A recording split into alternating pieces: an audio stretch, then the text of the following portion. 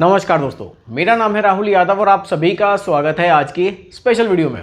दोस्तों, जैसा कि आप सभी जानते हैं कि चैनल पर अभी कमेंट्स वाली सीरीज चल रही है, तो इसी कड़ी में आज की वीडियो में भी मैंने एक कमेंट रखा हुआ है। अब जिन सर ने मुझे कमेंट किया है, इनका कहना था कि सर अगर हम HDFC के बैलेंस्ड एडवांटेज फंड में कोई SIP शुरू करते हैं 5 साल के लिए और 5 साल के बाद फिर हम उस पैसे से जो कॉर्पस हमारा बनेगा SWP स्टार्ट कर दें, यानी कि हम मंथली इनकम उस पैसे से लेने लगे, तो ये कैसा रहेगा। देखिए, सुनने में तो बड़ा ही सिंपल लगता है कि ठीक है भाई, आप एक SIP शुरू कर दो, उसको 5 साल तक कंटिन्यू रखो, जो कॉर्पस बन रहा है फिर उससे आप एक महीने की इनकम आप लेते रहो। लेकिन क्या ये इतना आसान है? क्या ये एकदम जो हम सिंपल पढ़ रहे हैं इतना सिंपल है?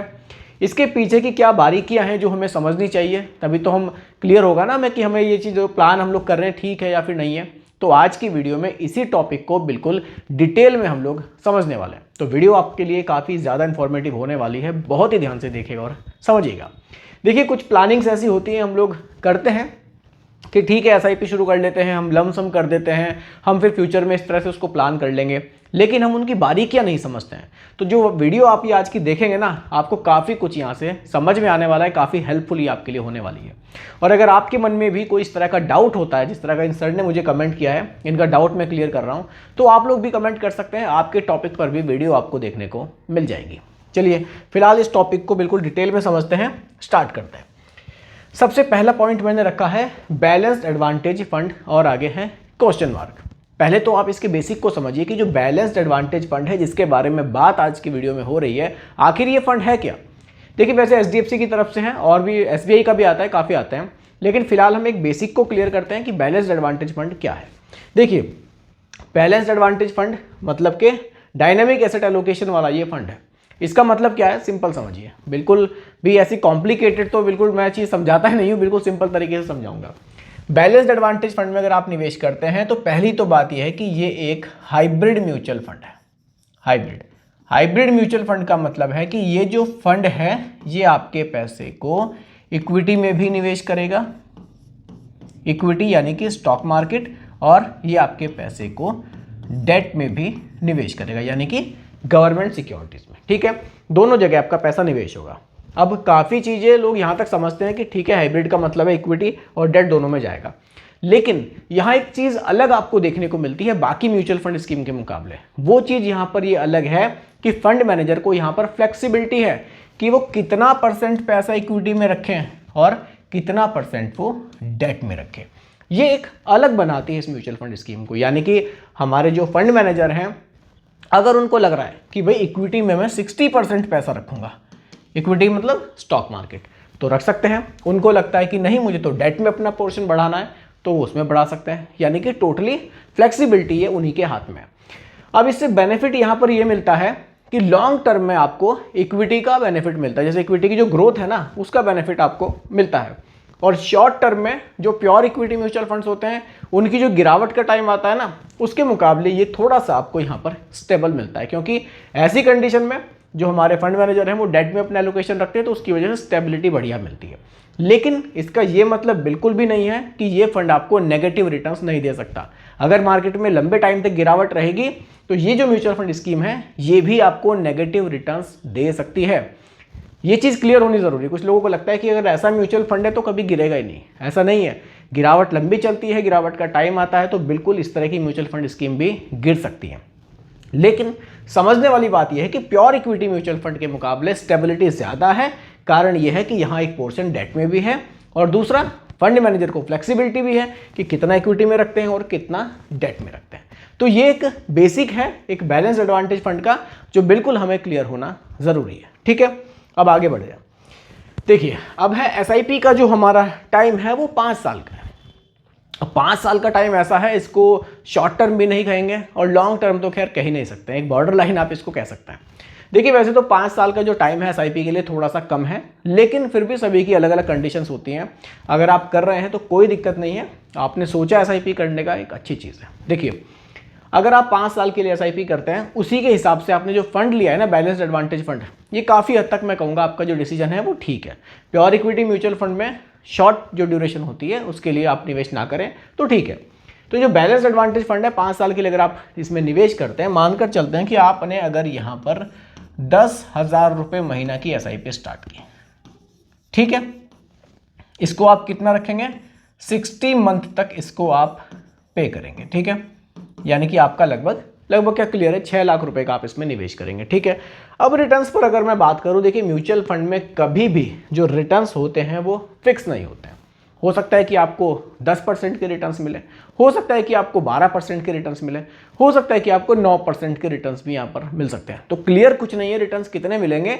हम एक जो पास्ट के रिटर्न्स हमने देखे हैं उसी के आधार पर हम कह सकते हैं कि शायद हमें 9%, 11% या 12% के रिटर्न्स मिल जाए। ठीक है, अब देखिए सीधा एसआईपी कैलकुलेटर पर ही हम लोग अब बात करते हैं। देखिए आपकी जो मंथली एसआईपी है वो है 10,000 की, 10,000। ठीक है, हम जो रिटर्न्स यहाँ पर रख रहे हैं, अगर हमें 9% मिलते हैं, ठीक है, ड्यूरेशन 5 साल की है, अगर हमें 9% के रिटर्न्स फ्यूचर में मिलते हैं तो 6 लाख रुपए की जो वैल्यू है वो बढ़कर हो जाएगी कितनी, लगभग 7.5 लाख रुपए, 7.5, चलिए लाख में लिख देता हूँ। ठीक है, अगर हमें रिटर्न्स कितने मिले, 9% के। ठीक है, अगर हमें रिटर्न्स 11% के मिल जाते हैं, ठीक है, देखिए रिटर्न्स ये फिक्स नहीं होते, ये एग्जांपल के लिए ही मैं आपको चीज़ें बता रहा हूँ। ठीक है, 9 की जगह हम यहाँ पर रख देते हैं 11%। ठीक है, अगर 11% के मिलते हैं तो 7.9 लाख, तो यानी कि जो वैल्यू है वो 7,90,000 रुपए तक जा सकती है। ठीक है, इतना पैसा 5 साल की एसआईपी में आप लगभग बना सकते हैं। बाकी मार्केट में गिरावट आती है तो ये घट भी सकता है और मार्केट में तेजी आती है तो ये और बढ़ भी सकता है। ठीक है, आप पॉइंट्स को थोड़ा सा ध्यान से समझिए। अब हम लोग बात कर रहे हैं एसडब्ल्यूपी की। भाई एसआईपी हमने कर ली, हमने फंड को भी समझ लिया कैसा है, किस तरह से परफॉर्म मार्केट में कर सकता है, हमने 5 साल तक एसआईपी की, कॉर्पस भी हमारे हाथ में आ गया। अब हमें उस कॉर्पस का क्या करना है, एसडब्ल्यूपी। एसडब्ल्यूपी का मतलब है सिस्टमैटिक विड्रॉल प्लान, यानी कि जो हमारे पास पैसा है, एसआईपी हमने बंद कर दी, वो पैसा हमारा उसी फंड में है और वहां से फिर हम मंथली विड्रॉल लेना शुरू कर रहे हैं। ठीक है, इसी को हम लोग एसडब्ल्यूपी कहते हैं। अब यहाँ लोग गलती क्या करते हैं, एसडब्ल्यूपी से ना बहुत ज़्यादा उम्मीदें करते हैं, अपना कॉर्पस कितना है उसको भूलकर सोचते हैं कि विड्रॉल मैं ज़्यादा ले लूँ, मैंने 10,000 रुपये महीने का निवेश किया है तो मैं कम से कम 15,000 का विड्रॉल ले लूँ। उससे क्या होगा, आपका फंड कभी भी ग्रो नहीं करेगा और आपका पूरा पैसा बहुत जल्दी खत्म हो जाएगा। ठीक है, तो एसडब्ल्यूपी जब भी आपको लेना है तो सही तरीके से लेना है, कितने % लेना है उस पर भी मैं बात करूँगा। यहाँ मैंने लिखा भी है विड्रॉल फॉर्मूला। अब देखिए विड्रॉल फॉर्मूले पर अगर मैं बात करूँ, चलिए सीधा आपको प्रैक्टिकली दिखा देता हूँ। चलिए एसडब्ल्यूपी कैलकुलेटर पर चलते हैं।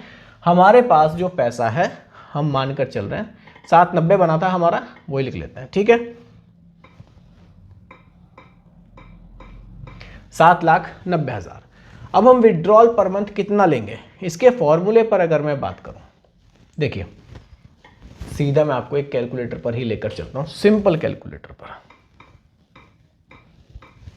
देखिए यहां अगर मैं फॉर्मूले पर आपसे बात करूं तो यहां पर आप 6% भी विड्रॉल रख सकते हैं, 6%, या फिर आप इसको अगर मैक्सिमम विड्रॉल पर जाना चाहते हैं तो आप 8% रख सकते हैं। उससे ज़्यादा मत रखिएगा क्योंकि हमें अपना जो पैसा है, हमारा जो फंड है, उसको हमें ग्रो भी कराना है। ठीक है, और कभी कभी मार्केट में गिरावट भी आती है, उस समय पर अगर हम ज़्यादा विड्रॉल करेंगे तो हमें काफ़ी नुकसान वहाँ पर हो सकता है। अब देखिए सिंपल कैलकुलेटर पर चलते हैं। हमारे पास जो पैसा है, चलिए 7,90,000 रुपये है,